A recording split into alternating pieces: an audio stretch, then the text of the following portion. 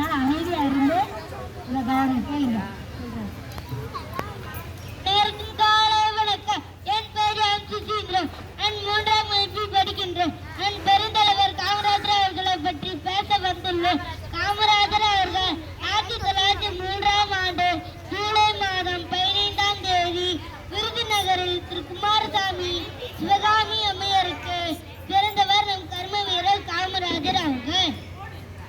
காமராஜர் அவர்கள் பள்ளி படிப்பை பாதியிலே நிறுத்திவிட்டு காங்கிரஸ் கட்சியில் இருந்தார்.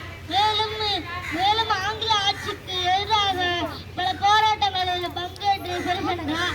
1936 காங்கிரஸ் தலைவர் சத்தியமூர்த்தி அவர்கள் காமராஜரை செயலராக நியமித்தார்.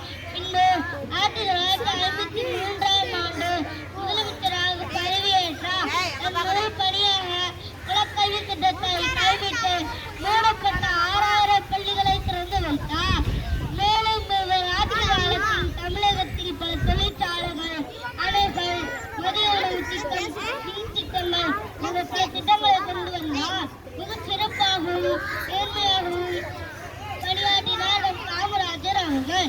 காமராஜர் அவர்களுக்கு கல்வி கண் திறந்த காமராஜர், கருப்பு காந்தி, பெருந்தலைவர் திருநாட்டார் பல பெயர்களை கொண்டு சிறப்பாக அழைக்கப்பட்டார். கடைசியாக 1975ஆம் ஆண்டு அக்டோபர் மாதம் 2ஆம் தேதி நம்மை விட்டு விடவிட்டார். தமிழ்நாட்டின் தங்கமே, ஏழைகளின் தங்கமே, பல பள்ளிகளை திறந்து படிக்க வைத்த தெய்வமே, மீண்டும் ஒருமுறை பிறப்பாயா என்று வேண்டுகிறோம். காமராஜர் அவர்களுக்கு தலை வணங்குவோம். காமராஜர் அவர்களுக்கு போற்றுவோம். காமராஜர் அவர்களுக்கு தலை வணங்குவோம்.